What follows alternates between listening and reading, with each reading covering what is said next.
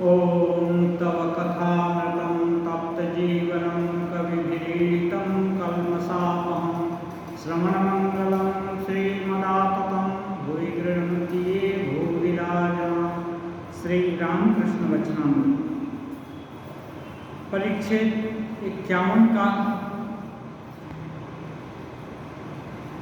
प्रसंग है गुरु शिष्य संवाद और गुप्त कथा।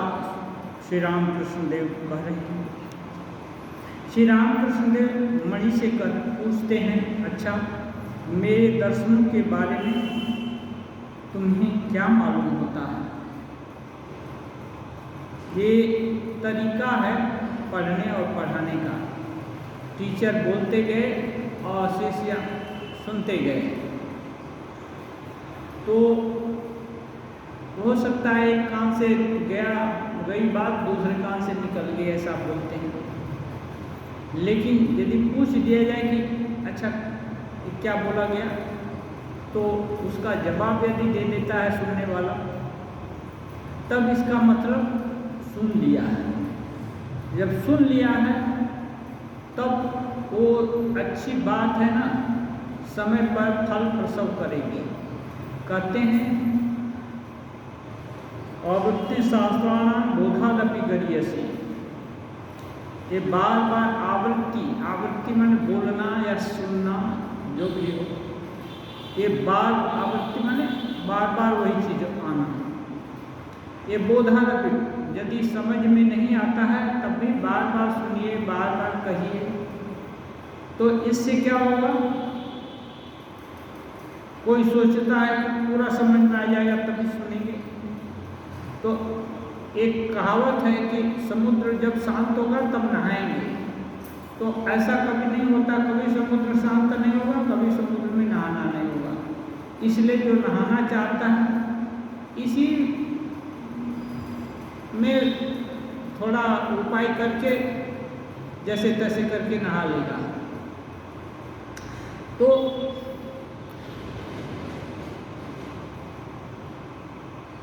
यदि सुन लिए तो कोई अच्छी बात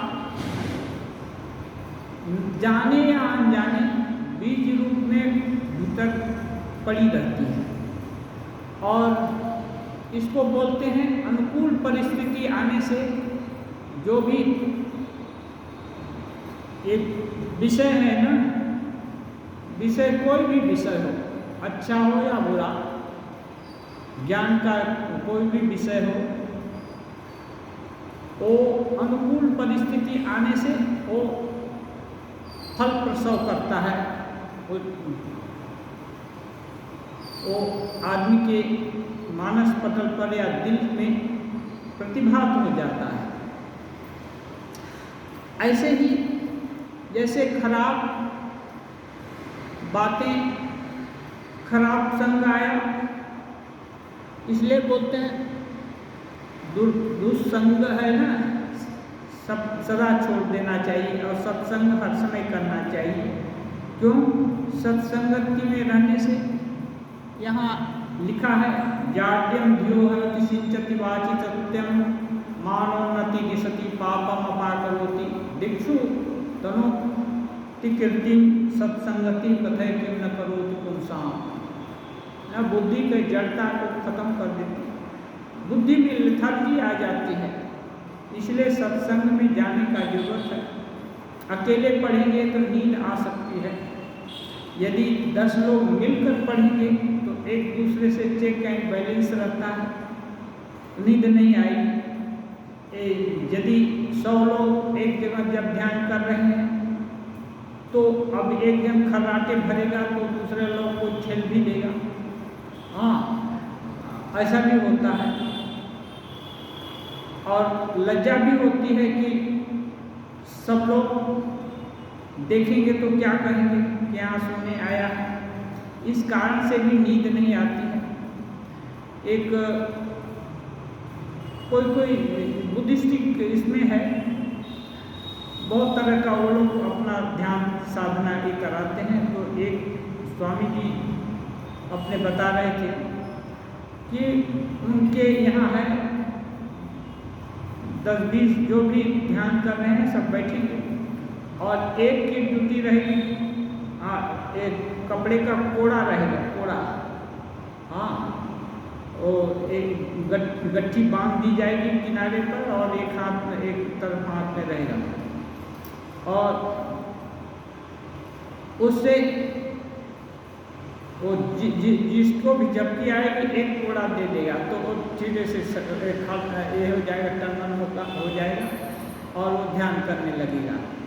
तो ऐसे ही बाई टर्न सबका ड्यूटी रहेगा, आज इनका ड्यूटी कल उनका ड्यूटी, ऐसे करेंगे। तो क्या है, इसको बोलते हैं परस्पर एक दूसरे का ख्याल रख करके आगे बढ़ने का कोशिश। तो सीखने सिखाने की बहुत सारे तरकीब है, तो इसमें ये भी है कि इसको पूछा जाए, प्रश्न हो, जिज्ञासा हो, यदि जानने की इच्छा हो, एकदम घुस गई, क्या भगवान, क्या जब ध्यान, क्या कुछ, तो उसके गहराई तक आदमी पहुंच सकता है। ये इच्छा अंदर घर कर जाए, बस इसी की आवश्यकता है, इसी के लिए बार बार सुनने की जरूरत है। अब दिल में बात लग जाए नहीं मालूम। तो श्री रामकृष्ण देव पूछते हैं, तुम्हें मेरे दर्शनों के बारे में क्या मालूम होता है?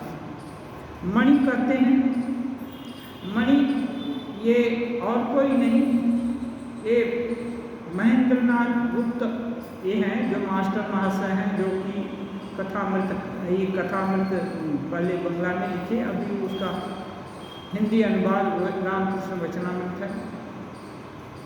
तो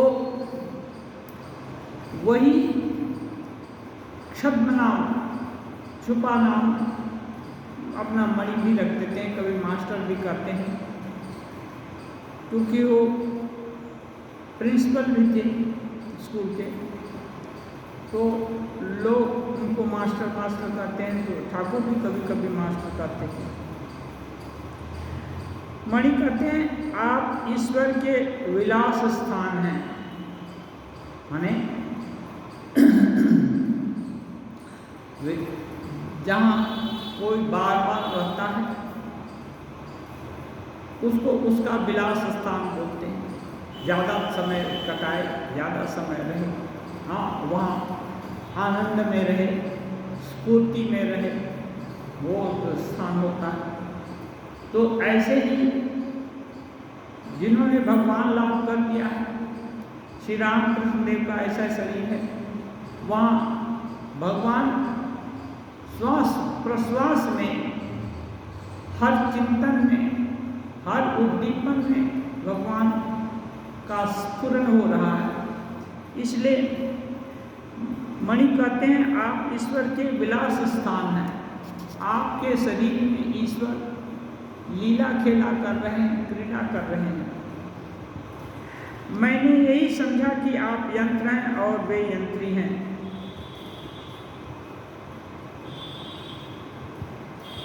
मास्टर महाशय कह रहे हैं कि मुझको यही मालूम हो रहा है, आप अपनी इच्छा से नहीं चलते, आपके भीतर कोई है जो कि आपको चलाता रहता है, बुलाता है तो बोल देते हैं, कभी गाने के लिए गवाता है तो गाने लगते हैं, कभी नाचने भी लगते हैं, कभी क्या क्या करते हैं। ये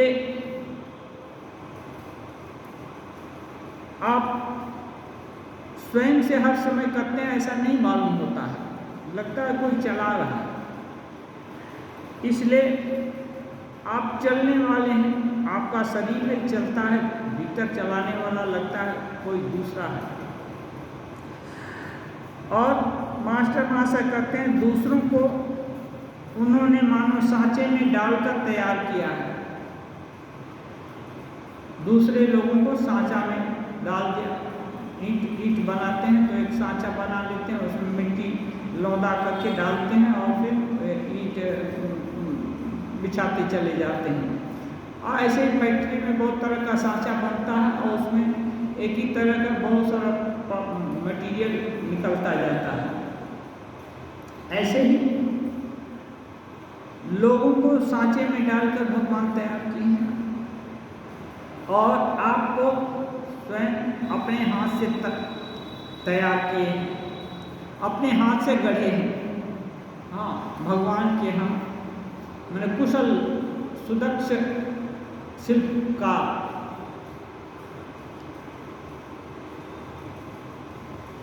श्री रामकृष्ण कह रहे हैं, अच्छा, हाजरा कहता है कि ईश्वर के दर्शन के बाद षडैश्वर्य मिलते हैं। श्री रामकृष्ण ने इस पर और कोई टीका टिप्पणी नहीं की, समझ गए कि नहीं, मास्टर महाशय बहुत हद तक श्री रामकृष्ण देव जो इंगित करना चाहते हैं कि नहीं, यहाँ लोक कल्याण के लिए भगवान की विशेष शक्ति का आविर्भाव यहाँ हुआ है, इसलिए इसको यदि जानेंगे तो जो ज़्यादा आंतरिकता जिनके अंदर है, ऐसे लोगों का शीघ्र चैतन्य होगा। बात क्या है, लोग कुआं खोदते हैं, हम लोग एक तरह से कुआं खोदते हैं आध्यात्मिक जगत में। इनका व्याख्यान बहुत सारे कथा मंच ये होते हैं, सुनने जाते हैं, तो उसमें कुछ जो नए साधक होते हैं वो पर्सनालिटी खोजते हैं कि किस व्यक्ति को हम ज़्यादा फॉलो करेंगे। ऐसे लोगों को कुछ दिन इनका सुनते हैं, कुछ दिन उनका सुनते हैं, कुछ दिन उनका सुनते हैं, लेकिन जो तत्व सुनते हैं उसमें उनका कम मन रहता है। मन इसमें ज़्यादा लगता है कि ये कैसा आदमी है, कैसे हैं, इनका सुनना अच्छा लगता है कि नहीं लगता है, क्या होता है, इसमें ज़्यादा लोगों का ध्यान रहता है। फिर यदि भाव दृढ़ हो गया किसी के प्रति और ऐसे लोगों को यदि गुरु मान लिया या उनको गुरु रूप में स्वीकार कर लिया या दीक्षा ले लिया, तो फिर अधिकांश समय उनकी सुनते हैं। अब यदि गुरु की इच्छा से वहाँ कोई गुरु के कितने तरह के गुरु हैं दुनिया में, ऐसा नहीं, कुछ लोग बोलते हैं उनका ही सुनने से होगा और दूसरे का सुनने से नुकसान हो जाएगा, अकल्याण हो जाएगा। लेकिन रामकृष्ण विवेकानंद ऐसा नहीं कहते हैं। ये कहते हैं जहाँ भी जो कुछ भी है सुन सकता है। स्वामी जी तो यहाँ तक छूट दिए हैं कि रामकृष्ण और विवेकानंद आदि जो भी रामकृष्ण के चेला हैं वो सबका उपदेश का अनुशीलन करके तो आदमी आध्यात्मिक जीवन गढ़ सकता है। लेकिन यदि उनके बाद कोई और दूसरा ऐसा विलक्षण पुरुष जन्म लेता है, महापुरुष जन्म लेता है, जिसके उपदेश के अनुसार साधन भजन करने से भगवान लाभ जल्दी होगा, तो रामकृष्ण का चेला, रामकृष्ण का अनुयायी उसको भी रामकृष्ण का उपदेश मानकर ग्रहण कर सकता है। इतनी उदारता तो ये कैसे होती है, जब विश्वास हो जाता है सुन करके, देख करके कि यहाँ अपने ज़रूरत की चीज़ मिल जाएगी, तब आदमी इधर उधर भटकना छोड़ देता है। हाँ, नहीं तो जत्र तत्र घूमता रहता है, फिर साधन भजन करने में मन नहीं लगाता, कुछ करेंगे नहीं, केवल यहाँ देखेंगे, वहाँ देखेंगे, वहाँ घूमेंगे, तो इससे आध्यात्मिक उन्नति नहीं होती है। एक करेंगे, जिएंगे जिंदगी, तब ये मिलती है, उन्नति होती है। तो अब यदि श्री रामकृष्ण देव चाहते हैं कि उनके जो जिनके अंदर सार है उनको बहुत दूर ऊंचाई तक, आध्यात्मिक ऊंचाई तक ले जाना चाहते हैं। तो यदि वे भटकते रहेंगे तो ऊंचाई उतनी नहीं जा पाएंगे, क्योंकि समय नष्ट हो जाएगा, समय तो लिमिटेड है। इसलिए कभी कभी इंगित कर देते हैं, कभी कभी अंतरंग लोगों से पूछ देते हैं अपने बारे में, सबके सामने ये सब नहीं करते हैं। तो अब श्री रामकृष्ण देव बात दूसरे बनाने लगे। कहे अच्छा, हाजरा कहता है कि ईश्वर के दर्शन के बाद षडैश्वर्य मिलते हैं। हाजरा महाशय, शास्त्र में है, ये योग सूत्र में बहुत सारे चीज़ों का वर्णन है। इस संयम से ये होगा, उस संयम से वो होगा, ऐसा सब चीज़ है। हाँ, और केवल कही जाने वाली बात नहीं है, उसका परिणाम होता है। हाँ, स्वास्थ्य लाभ होता है, शक्ति लाभ होती है, धन लाभ होता है, प्रतिष्ठा लाभ होता है, सभी कुछ होता है। हाँ, उस संयम से करने से। लेकिन सबके पीछे पहले ही बोल दिया गया है, यम नियम, इसमें दक्ष होना पड़ेगा। यम नियम, आसन, प्राणायाम, प्रत्याहार, धारणा, ध्यान, उसके बाद समाधि। समाधि अवस्था में ही सिद्धि की प्राप्ति हो सकती है।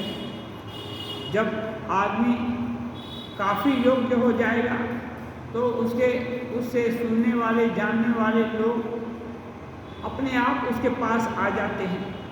जैसे श्री रामकृष्ण देव कहते हैं, फूल खिलता है तो भंवरे, मधुमक्खी, ये सब रस चूसने के लिए अपने आप आ जाते हैं। फूल को बुलाना नहीं पड़ता, आओ रस चूसो, वो अपने आप आ जाते हैं। ऐसे ही यदि किसी के भाग्य में ध्यान, भजन, तपस्या, गुरु कृपा है, भगवत कृपा से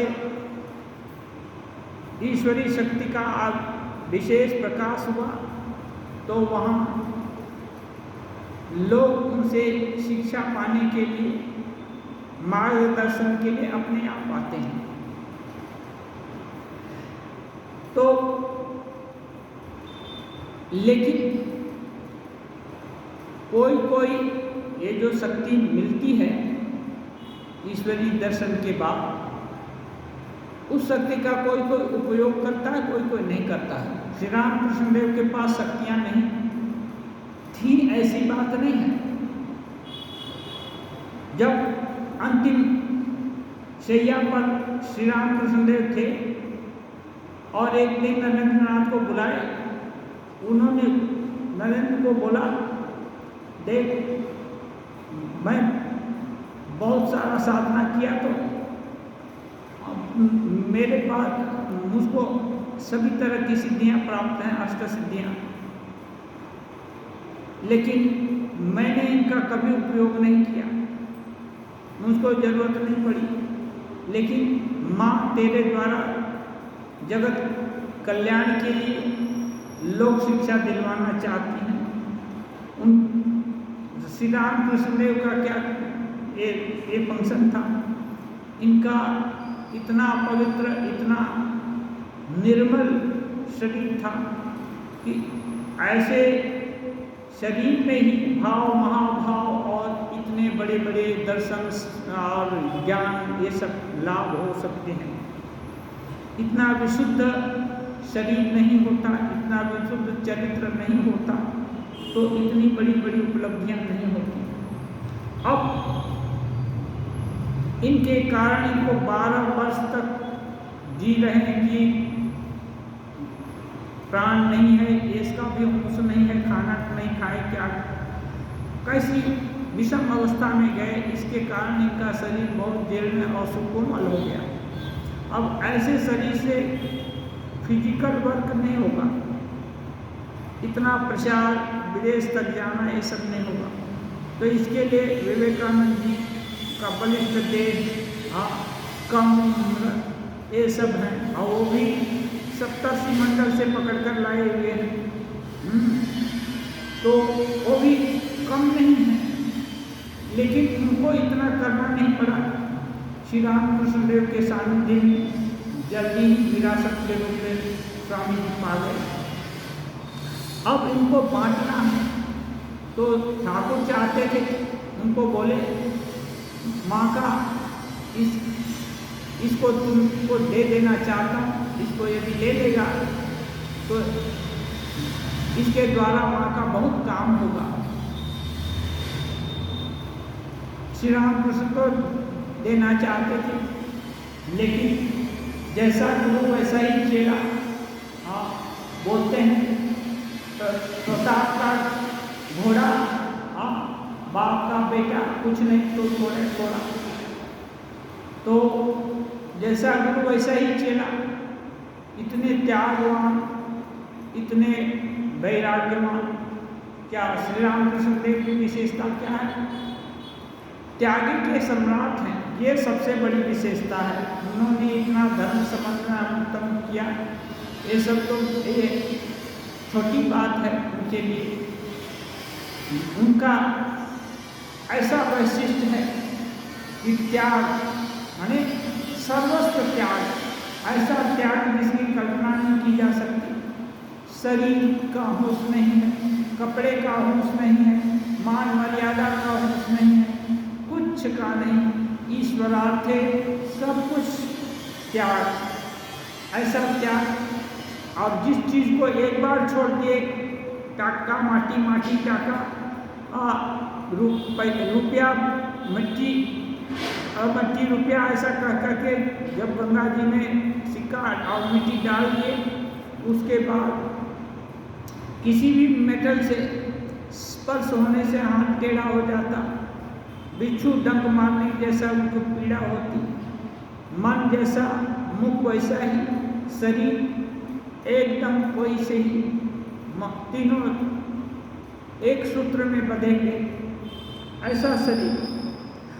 तो इनका ही चेला विवेकानंद थे, वो बोले, पूछती है, अच्छा महाशय बताइए तो इन सिद्धियों से के पाने से आध्यात्मिक उन्नति में मुझे कोई सहायता मिलेगी क्या? तो श्री रामकृष्ण देव बोले, नहीं, ये सिद्धियों से आध्यात्मिक उन्नति में कोई सहायता नहीं मिलेगी। वरन अन्य समय श्री रामकृष्ण देव इस समय तो नहीं बोले, अन्य समय कार्य सिद्धियां हैं, वो कैसी हैं? मैंने श्री रामकृष्ण देव बोले हैं, वैश्या, बूढ़ी वैश्या पैखाना कर रही है, माँ दिखा दिया कि यही है सिद्धि, ये चाहता है क्या? और दुर्गंध युक्त पैखाना हो रहा है, वो भी सुगंध ये नहीं, नॉर्मल नहीं। तो श्री रामकृष्ण ने वो दर्शन किए थे। आज सॉरी, ये जो हृदय राम के कहने से श्री रामकृष्ण देव सिद्धि के विषय में माँ से पूछने गए, कि तुम्हारे दर्शन से सिद्धि विद्धि भी होती है। तो माँ ने वैसे दिखा दिया था। फिर रामकृष्ण देव बड़े गुस्सा हुए थे हृदय के ऊपर, ये सब वर्णन किए थे। लेकिन यही रामकृष्ण देव अपनी सारी सिद्धियों को उनके चेला को देना चाहे, इसलिए इससे जगत का कल्याण होगा। लेकिन इन सिद्धियों का उपयोग करने से क्या है, वो आदमी भगवान के भगवत भाव से नीचे गिर जाता है। कहते हैं श्री रामकृष्ण देव कि 8 सिद्धि में भगवान कृष्ण का वर्णन करके कहते हैं, अष्ट सिद्धि में यदि कोई एक सिद्धि है तो हे अर्जुन, ये समझो वहाँ मैं नहीं हूँ।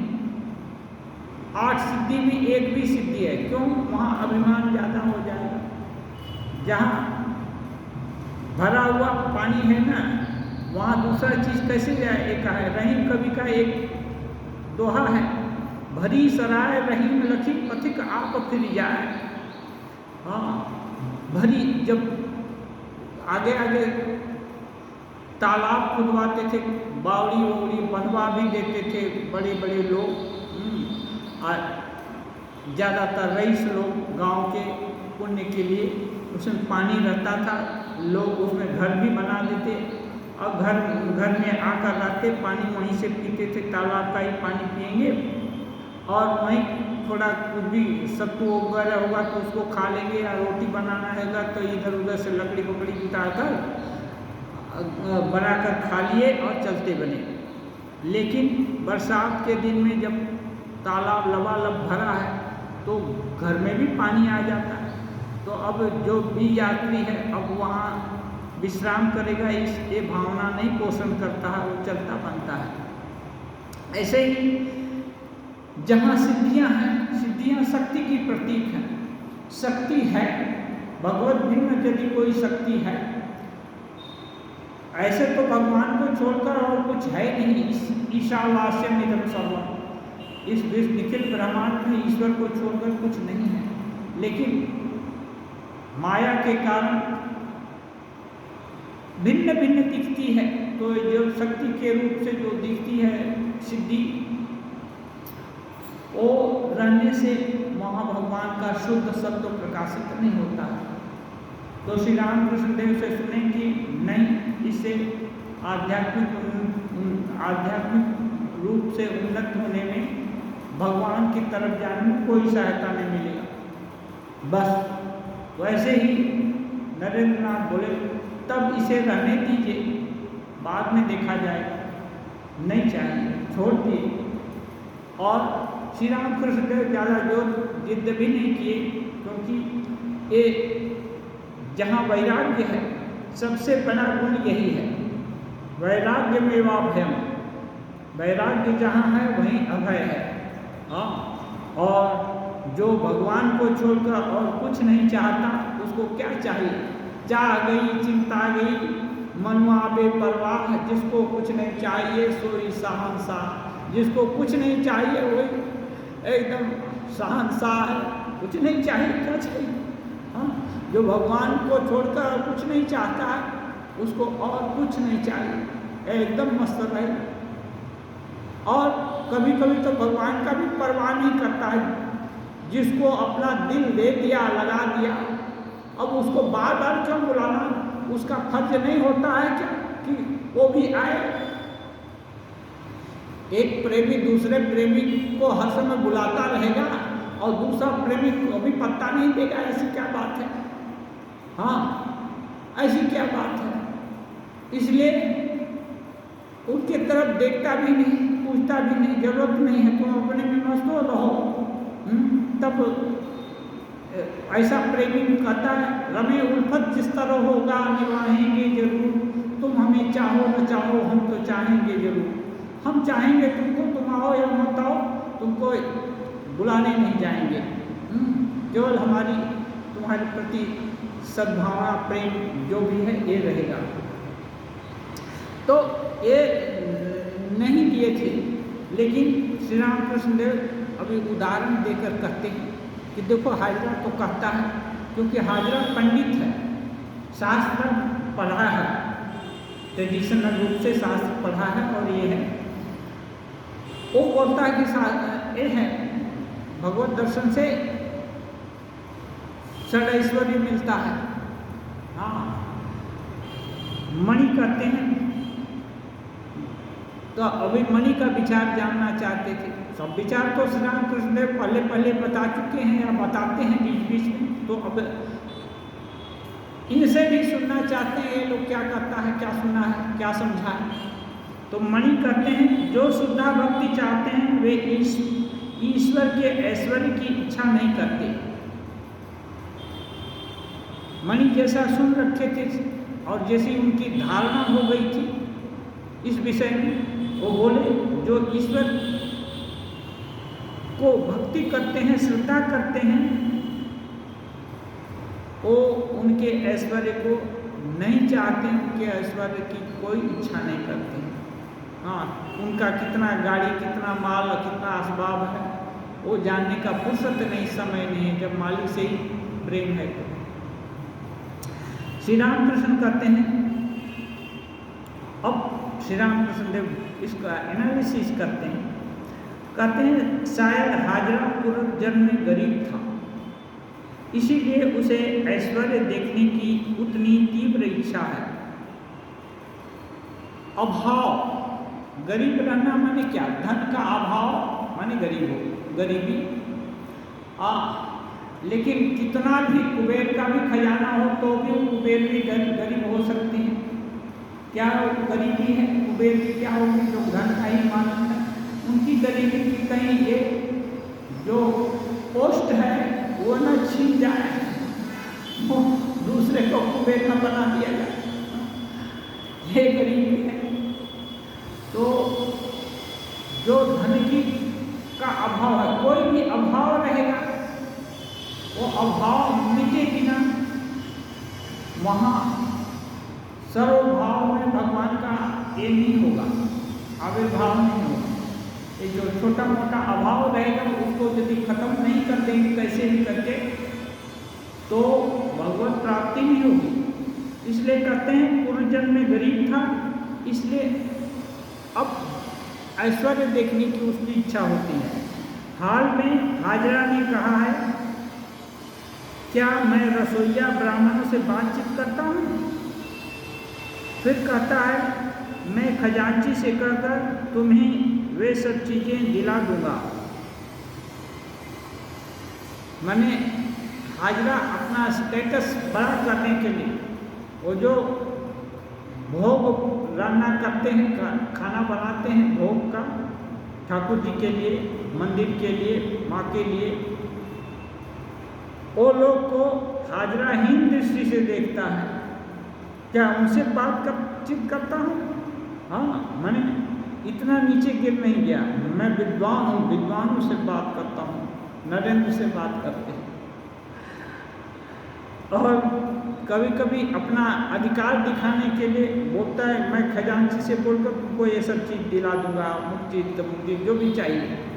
मैंने खजांची से उनका ज़्यादा ये है, क्या बोलते हैं, अच्छा संबंध है। हाँ, जो कि संबंध श्री रामकृष्ण का खजांची से नहीं है। श्री रामकृष्ण लोग को कुछ जरूरत है तो उसे दिला देगा। एक तरह से अभिमान पोषण करना हुआ अपनी क्षमता का। हाँ, तो ये हो जाता है कम समझ से, और जो चीज़ जो चाहता है बार बार ये करने से वो दिमाग में हो जाता है। ये सुनकर के मणि हंसने लगते हैं जोर जोर से। श्री रामकृष्ण भी हंसते हंसते कहते हैं, वह ये सब बातें कहता रहता है और मैं चुप रह जाता हूँ। अब ये रामकृष्ण क्या उसका प्रतिवाद करेंगे? वो भगवत करता है, हम चुपचाप रह जाते हैं। तो फिर मणि के पास ये सब क्यों कहते हैं? श्री रामकृष्ण देव साधारण लोगों के जैसा नहीं है कि किसी को नीचा दिखाने के लिए किसी की बात कहने जाएंगे। इसलिए इसके लिए उनको फुर्सत नहीं है, वो तो सब दरवाजे पार कर चुके हैं। ये उदाहरण दिखाते हैं, ऐसा संसारी लोगों में होता है। ऐसा अभाव बोध रहेगा तो भगवान नहीं मिलेंगे। इसलिए कहते हैं कि जो कोई भी भोग है वो भोगे बिना योग की प्राप्ति नहीं होगी। तो भोग कैसे भोगा जाएगा? एक तो शारीरिक रूप से होगा, एक मानसिक और आध्यात्मिक, कई तरीके से भोग भोगा जा सकता है। जैसे एक बढ़िया उदाहरण है, ठाकुर जी बोले हैं, नारद जी को भगवान बोले कि तुमको एक बार नरक भोगना पड़ेगा। वो पूछ दिए, अच्छा भगवान बताइए नरक कैसा होता है, स्वर्ग कैसा होता है? तो एक गोलाई खींच दिए, बोले ये नरक है, ऐसा नरक होता है और ऐसा स्वर्ग होता है। दूसरे गोलाई में स्वर्ग लिख दिए, और तो जहाँ नरक लिखे थे नारद जी लोट-पोट करने लगे उसी पर। हाँ, भगवान पूछते हैं, अरे नारद क्या कर रहा है? वो बोले, भगवान जब आप इस जगह को नरक बोल दिए तो ये नरक ही तो हो गया, तो मैं भोग कर ले रहा हूँ आपके सामने ही। अब जब भोग करना ही है तो अभी कर ले रहा हूँ, आप बोल रहे हैं मुझको भोग करना पड़ेगा। ये विश्वास ऐसा विश्वास है तो हो सकता है। कभी कभी लोभ हो रहा है, अब लोग संवरण कैसे करेंगे? तो मान लीजिए खाने का चीज़ देखकर लोभ हो रहा है, तो यदि चिंतन दूसरा चिंतन आया, अरे तो बहुत खा चुके ऐसा खाना, संतरा तो टोकरी टोकरी खा चुका, अब संतरा खाने का और ये नहीं है, क्या बोलते हैं, इच्छा नहीं है।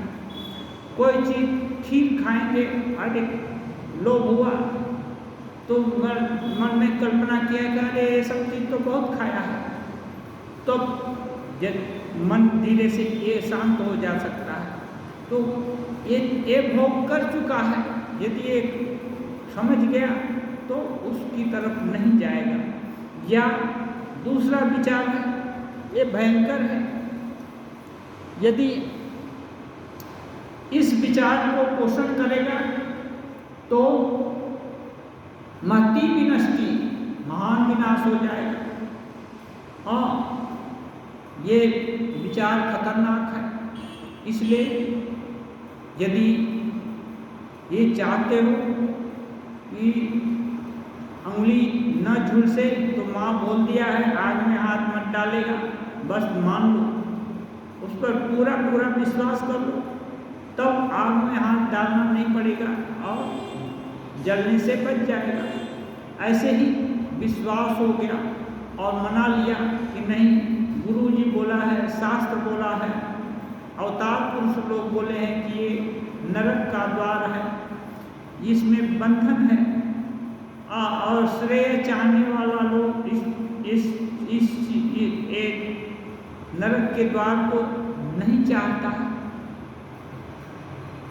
तब यदि मन समझ जाए तो उन चीज़ों का मान लेना पड़ेगा, भोग हो गया है, अब उनकी जरूरत नहीं है। क्या है, आवश्यकता आविष्कार की जन्मी होती है। जब जिस चीज़ की आवश्यकता ही नहीं है, वो चीज़ आपको क्यों दी जाएगी, क्यों मिलेगा?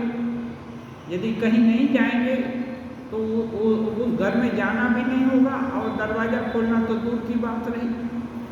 तो इसलिए जब जाएंगे तो भी दरवाज़ा बंद है तो खटखटाना पड़ेगा, कोई होगा तो खोल देगा, तब घुसेंगे, तब देख लेंगे कि उस घर में क्या है क्या नहीं। तो उसके बाद फिर तब उस दृश्य से तृप्ति हो जाएगी, फिर उसके लिए उतनी उत्कंठा नहीं रहेगी। कि ये सब हटाने के लिए छोटी मोटी जो इच्छा है, इसको हटाने के लिए श्री रामकृष्ण देव उदाहरण देते हैं, ये अच्छी नहीं है। मणि कहते हैं, आप तो बहुत बार कह चुके हैं कि शुद्ध भक्त ऐश्वर्य देखना नहीं चाहता। मणि से सुनना चाहते हैं कि इनके दिल में क्या है। वो बोलते हैं, आप बहुत बार कह चुके हैं कि शुद्ध भक्त जो शुद्धा भक्ति चाहता है, प्रेम के लिए ही भगवान से प्रेम करता है, वो उनका कोई ऐश्वर्य नहीं देखना चाहता कि इतने प्रतापी हैं, इतने बलवान हैं, इतने बुद्धिमान हैं, ये सब कुछ नहीं देखना चाहता। उनको देखना चाहता है कि वे अपने हैं। वह ईश्वर को गोपाल रूप में देखना चाहता है। गोपाल रूप में देखना माने क्या? अपना बेटा, अपना बच्चा एकदम भोला भाला, कितना देखने में सुंदर, निर्मल, पवित्र, प्यारा प्यारा, ये है। माने उसका कोई ऐश्वर्य नहीं है। गोपाल को खिलाएंगे तो खाएगा, रख देंगे तो रोएगा, पेशाब पैखाना भी उसी कपड़े पर कर देगा, उठाकर कहीं कराएंगे तो वहाँ करेगा, नहीं तो वहीं कर देगा। सब कुछ माँ के ऊपर निर्भर है। ऐसे ही भगवान अपने हैं, ये बोध हो गया, तब वहाँ क्या है, भगवान का हर समय चिंतन होगा और बार बार माने उनका हर तरह से ख्याल रखने की इच्छा होगी। नहीं, वो बहुत ऐश्वर्यशाली हैं तो बहुत हुआ क्या, उनको प्रणाम कर लेगा, कभी कभी तो डर भी आएगा, डर आएगा तो भगवान से दूर ही हो जाएगा। अब प्रणाम करके कितना देर प्रणाम करेगा, तो थोड़ा देर ही तो प्रणाम करेगा, तो ये दूरी बढ़ जाएगी ऐश्वर्य देखने से। लेकिन जब वो गोपाल के रूप में दिखाई देंगे, तब दूरी एकदम नहीं रहेगी। माँ 24 घंटे उस नींद में भी बच्चा को कोई कुछ और न हो जाए भी होगा, कुछ का कर देगा तो माँ जग जाएगी। हाँ, माने उसका नींद बच्चा की उसमें हरकत के ऊपर निर्भर है। तो इसका मतलब हुआ सब समय चिंतन, सतत चिंतन, ईश्वर चिंतन। और यही तो साधक का सौभाग्य है कि सब समय ईश्वर चिंतन हो। मास्टर महाशय कहते हैं, पहले पहल ईश्वर चुंबक पत्थर और भक्त सुई होते हैं। माने ईश्वर को सुई की जरूरत होती है, जो है सारी ईश्वर चुंबक पत्थर, माने पत्थर स्ट्रांग है ना, तो सुई कमजोर है और सुई को ईश्वर के यहाँ जाना होगा। हाँ, सुई किसी प्रकार से अपना आश्रय खोजेगी तो जाएगी चुंबक पत्थर के यहाँ, और चुंबक पत्थर पकड़ लेगा तो अब उसको या इधर उधर घूमने का जरूरत नहीं होगा। फिर तो भक्त ही चुंबक पत्थर और ईश्वर सुई बन जाते हैं, अर्थात भक्त के पास ईश्वर छोटे हो जाते हैं। माने शुरू में जब भक्त अपने को दीनहीन समझता है, सोचता है कि भगवान का सहारा है, भगवान सहारा नहीं देंगे तो हमको कौन देखेगा, क्या करेगा, क्या नहीं करेगा। लेकिन जब भगवान अपने गोपाल के रूप में आ गए, तब भले ही दुखिया गरीब गोपाले माँ, उनके पास कौन सा ऐश्वर्य, कौन सा खाना पीना देने का है, लेकिन जो कुछ भी अपना मूली मुर्गी जो भी खिलाती तो गोपाल उनके हाथ से खाता सब। तो गोपाल जब भी आए तो दिन रात वो गोपाले माँ उसके सेवा में लगी रहती, उसको लेकर रहती, हर समय परेशान करता, कुछ करता। तो ये ऐश्वर्य विहीन लीला खेला शुरू होती है। और अब ईश्वर मानो गोपाल माँ के ऊपर निर्भर है कि वो खिलाए, वो देखे, वो सुलाए, ये हो। और शुरू में वो गोपाल माँ वो तो कम वयस में शादी हुआ था और ये हो गई, विधवा हो गई, पति का देहावसान हो गया, पति के घर भी शायद जाना नहीं हुआ। और उस समय कुल की रीति के अनुसार उनको सारा जीवन अब ये वैसे वैधव्य बिताना पड़ेगा। तो जब करती रहती, जो भी खाने पीने या थोड़ा मोड़ा पूजा वूजा करने को छोड़कर बाकी समय जब करती रहती। लेकिन जब पूर्णाहुति हुई, जब करना माने क्या, भगवान को पुकारना, आओ आओ। और जब पूर्णाहुति हुई तो भगवान ही पुकार रहे हैं, अरे तुम खाना, ये नहीं, वो नहीं, ये खाऊंगा, वो खिलाओ, वो करो। हाँ, ये सब हो रहा है, तो उल्टा हो जाता है। इसका मतलब मास्टर महाशय अच्छा से समझ गए श्री रामकृष्ण देव क्या कहना चाहते हैं। हाँ, ऐसा नहीं है कि भक्त सदा दीनहीन बना रहेगा, हर समय उसको रोना धोना ही करना पड़ेगा। हाँ, उसके सामने भगवान भी रोएंगे कि हमको देखो। हाँ, रामकृष्ण ठाकुर को भी रोना पड़ा था, कुटी के ऊपर जाकर चित्कार करके बुलाते थे, अरे तुम लोग कहाँ हो, आओ, तुमको देखे बिना प्राण छटपट कर रहा है। श्री रामकृष्ण कहते हैं, जैसे ठीक उदय के समय का सूर्य अनायास ही देखा जा सकता है, वह आँखों को झुलसाता नहीं बल्कि उनको तृप्त कर देता है। भक्त के लिए भगवान का भाव कोमल हो जाता है, वे अपना ऐश्वर्य छोड़ भक्त के पास आ जाते हैं। ये बड़ी ऊंची बात है। सूर्य हर समय सूर्य ही है, चाहे उदय का हो या मध्याह्न का हो या अस्त होने का, सूर्य में कोई परिवर्तन नहीं, लेकिन उदय होने वाला सूर्य देखने में अच्छा लगता है, आँख को प्यारा लगता है, आँख को कष्ट नहीं देता है।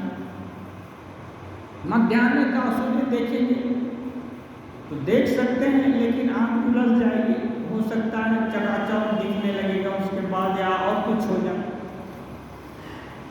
तो ऐश्वर्य ऐसे ही है कि भगवान को ऐश्वर्यमय यदि देखेंगे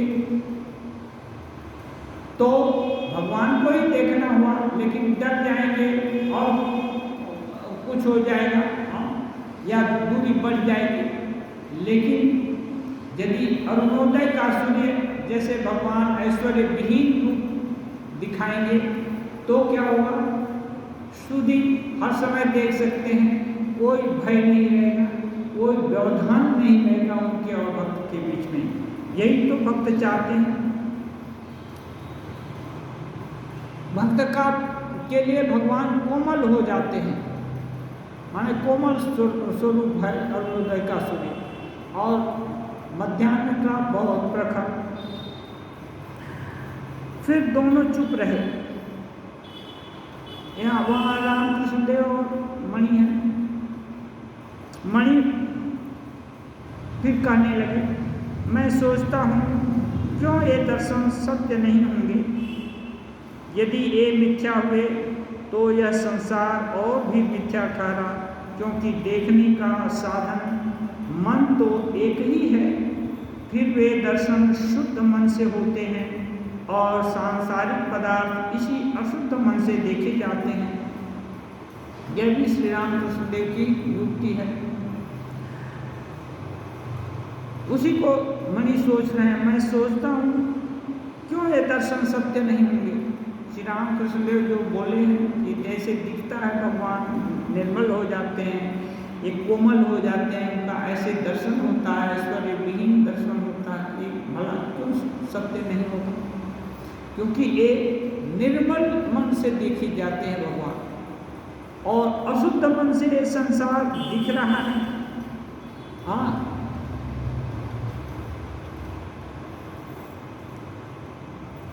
जो कि आज है कल नहीं रहेगा,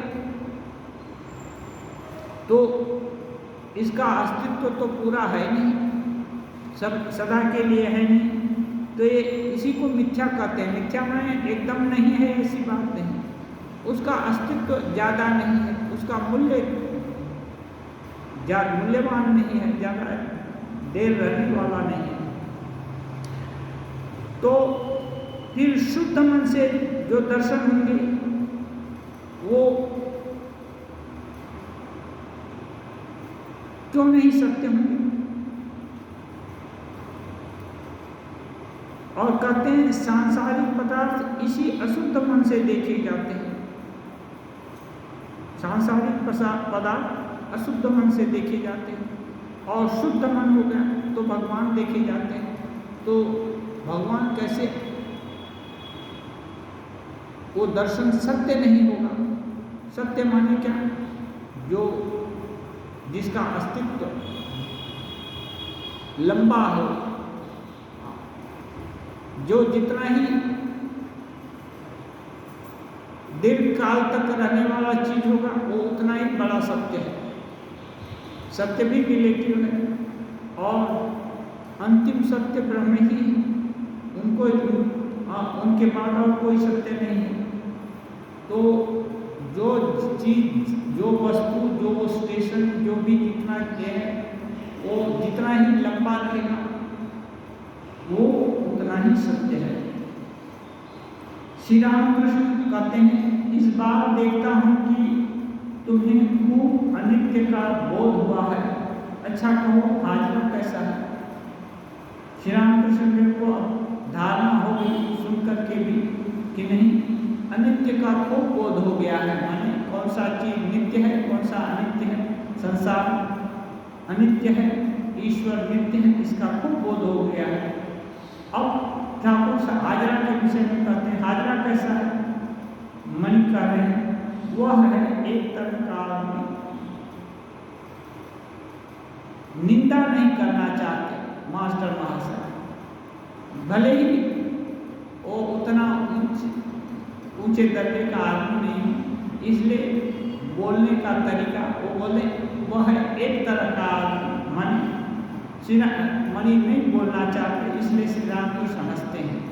अच्छे साधक का, अच्छे भक्त का लक्षण है इसकी उसकी बुराई, छोटे छोटे काम में मन को नहीं लगाता, उससे हट जाते हैं, उपेक्षा कर सकते हैं, उससे दूर हट जाने में कल्याण है।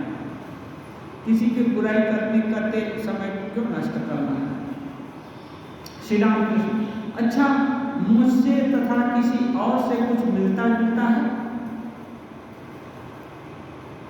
श्री राम कृष्ण जो पूछ रहे हैं मुझसे और किसी से मिलता जुलता है? मणि बोल रहे नहीं, जी नहीं। श्री राम कृष्ण, किसी परमहंस से, किसी दूसरे परमहंस से मिलता है? क्योंकि उनको भी परमहंस बोलते थे।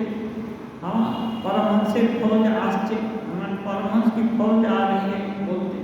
मणि, जी नहीं, आपकी तुलना नहीं, मणि तो ज़्यादा कोई परमहंस देखे नहीं, इसलिए मणि सुने हैं परमहंस लोग कैसे होते हैं, देखे तो इतना नहीं है, तो बोलते हैं जी नहीं, आपकी तुलना नहीं है।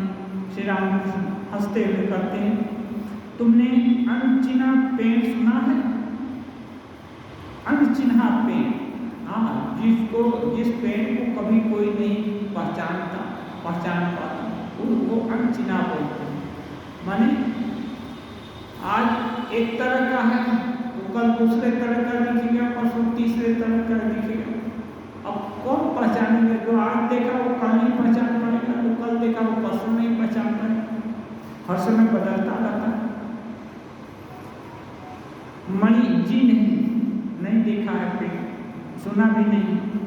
श्री रामकृष्ण का है वह है एक प्रकार का पेड़ जिसे कोई देखकर पहचान नहीं सकता। श्री रामकृष्ण कहते हैं इस सृष्टि में हर कुछ हो सकता है, लेकिन वो ऐसा पेड़ है जिसको देखकर कोई पहचान नहीं पाता। अच्छा, मणि अब समझ पा रहे हैं, कहते हैं जी आपको भी पहचानना कठिन है, आपको जो जितना समझेगा वो उतना ही उन्नत होगा। अब मणि समझ गए, बोल रहे हैं हाँ आपको भी पहचानना बड़ा मुश्किल है, क्योंकि जितना पहचानते हैं उतना आप फिर देखते हैं तो दूसरे जैसे दिखते हैं, इसलिए आपको पहचानना बड़ा कठिन है, आप एक जैसे दिखते नहीं। आपको जो जितना समझेगा वो उतना ही उन्नत होगा। मैंने आज जो देखा वो कल नहीं देखेगा, कल हो सकता है दूसरा कुछ देखे और दूसरे दिन का देखे, परसों तीसरे दिन का देखे, मैंने जितना देखेगा उतना ही उन्नत होगा। अब मणि शांत होकर विचार कर रहे हैं। श्री रामकृष्ण ने जो उदय के समय का सूर्य, अनचिन्हा पेड़ आदि बातें कही, क्या यही अवतार के लक्षण हैं? क्या इसी का नाम नरलीला है? क्या श्री रामकृष्ण अवतार हैं?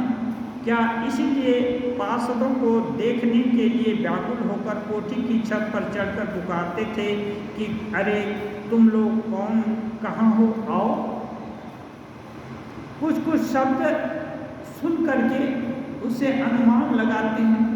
क्या इसी को उदय का सूर्य, माने श्री राम के कृष्ण के पास कोई भी आ सकता है, कोई ऐश्वर्य नहीं है, जैसे तैसे एक गरीब ब्राह्मण के रूप में वहाँ पड़े हैं और पुजारी और अनचिन्हा पे ये आज एक ढंग के दिखते हैं, कल दूसरे ढंग के, परसों तीसरे, इनको जितना ही देखो और तो क्या है, इसी का नाम अवतार है क्या? ये अनुमान कर रहे हैं, सोचने के लिए विवश हो जा रहे हैं। तो ये बात है। एक इसी विषय में एक और बात था अनचिन्हा का। एक कोई बहुत बड़ा फोटोग्राफर था, उसको नाज था कि एक बार किसी को देख ले तो एकदम अच्छा फोटो उकेर देगा, बना देगा। तो बहुतों का बनाया, तो सोचा कि एक बार द्वारकाधीश बहुत बड़े राजा हैं, हाँ, बहुत बड़ी उनकी ये है, उनका यदि बना दें तो बहुत संपत्ति मिलेगी। ये फोटोग्राफर क्या है, बड़े बड़े लोगों का चित्र इसीलिए बनाते हैं, उनको उनके बख्शिश मिलेगी। तो द्वारकाधीश के पास चले गए, श्री कृष्ण भगवान के पास, आपका फोटो बनाना चाहता हूँ, आप परमिशन देंगे? वो बोले हाँ बनाओ। तो देख लिया, आप थोड़ा मोड़ा जो कुछ भी उकेरना था अपना कुछ शॉर्ट टाइम में कुछ लिख दिया और गया। फिर वो फोटो लेकर आया तो दिखाया, देखता है अपना वो फोटो और उनको देखता है तो मिलता ही नहीं है। फिर बोलता है भगवान एक भूल हो गई, आपका पिक्चर बनाने में थोड़ा सा कुछ कसर रह गया, ठीक ठाक नहीं मिलता है, आप एक चांस और दीजिए। बोले श्री कृष्ण भगवान ठीक है और बनाओ। और देख लिया अच्छा से, फिर गया बनाया, फिर रच रच करके बनाया, कोई कमी ना रह जाए, फिर लाया, देखता है कि उससे भी नहीं मिलता। फिर बड़ा हैरान हुआ, उसको तो पसीना आने लगा कि मैं इतना एक बार देखने से कर देता हूँ, यह तो बहुत गजब हो रहा है। अब तो मर्यादा का बात है, कितना बड़े आदमी से कितना ये, और वो भी कितना हम अवसर मांगे। फिर बोला गया महाराज एक और चांस दिया जाए, कुछ और भूल रह गई। फिर गया जाकर देखा, बना कर ले गया, देखा तो नहीं मिला। अब तो वो पागल जैसा हो गया, वो सोचा कि उसकी विद्या बेकार, पागला हो गया, अभी क्षिप्त प्राय हो गया। अब वो घूमते घामते जंगल तंगल घूमने लगा, अब वो उसको कला में ये नहीं रह गया और एकदम ये हो गया, एक तरह से पागलामी आ गई। तो घूमते घामते एक महात्मा के इसमें गया और महात्मा को प्रणाम किया। तो मन का दुख कष्ट महात्मा के सामने बोलने से कोई महात्मा उपाय भी बता देते हैं ये लोग। वो गया बहुत दुखी दिखा, तो महात्मा जी बोले अरे तुम प्रसन्न नहीं दिखते, इसका मतलब क्या क्या क्या खोज रहे हो, कहाँ घूम रहे हो? तो वो बोला महात्मा जी बहुत कष्ट में हूँ, मैं इतना अच्छा फोटोग्राफर हूँ, फोटो बनाने वाला, एक बार में मैं बना देता हूँ, लेकिन द्वारकाधीश का फोटो हम 3-4 बार प्रयास किया नहीं हो। तो बोले अच्छा एक काम करो, उनको जाओ बोलो कि एक बार और चांस दें, तुम अभी तक आदमी लोगों का फोटो बनाया था, हाँ तुमको पता नहीं है, अभी एक बार तुमसे और चांस मांग कर रहा हूँ हमारे कहने से, फिर यहाँ मैं कुछ दूंगा, उसको ले जा करके उनको एक एक करना हो, तब तुम सफल हो जाएगा। तो गया, वो बोला महाराज एक बार और चांस दिया जाए। श्री कृष्ण भगवान बोले ठीक है, फोटो बना रहा क्या फर्क पड़ता है, बनाओ।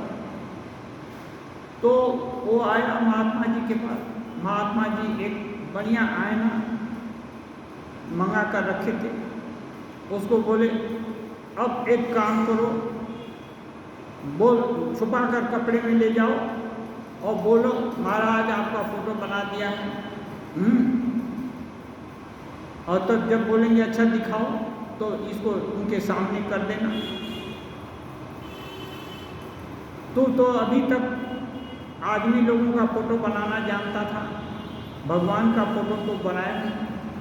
अब वो तुम जैसे ही कुछ बनाता वो दूसरे दिन दूसरे रूप, तीसरे दिन तीसरे रूप में मिलते, चौथे दिन में। अब तुम इसको ले जाओ, बोलो अब कितना रूप बदलना बदलो। तो जा करके द्वारकाधीश को जब्त कर दिया। तो साधु संगत माने बहुत सारा ये जो है ना, बुद्धि के जड़ता को दूर कर देती है। कौन तरह का ये नहीं करता, कल्याण करता है। तो साधु उनको नहीं तो पगले हो गए थे ना, और फिर बढ़िया पुरस्कार भी पाए। और कृष्ण भगवान क्या कहेंगे, दर्पण के सामने तो कितना भी बोल नहीं सकते कि ये पिक्चर ठीक नहीं है। जो भी बनाओ उसमें दिखेगा, आप देख लो ठीक है कि नहीं है। हाँ, तो ये है, क्या है, अनचिना पेड़ है ना, ये पेड़ उसमें दिखेगा लेकिन दर्पण में दिखेगा। दर्पण में पहचानना है तो एकदम ठीक से पहचान में आ जाए, उसमें तो वही पेड़ रहेगा और दूसरा नहीं होगा। इसीलिए आत्मा को हम शुद्ध दर्पण में देखा जा सकता है, अन्य जगह नहीं। दृश्यते तु अग्रया बुद्धिया सूक्ष्म सूक्ष्म दर्शी, सूक्ष्म से सूक्ष्म जब ये हो जाता है मन का दर्पण, तब उसमें दिखता है। ठीक है। ओम निरंजनम नित्यमनंतरूपम भक्तांकं पार्थविग्रहं वै ईशावतारं परमेशमीड्यं तत्राम कृष्णं शीर्षा नमामि।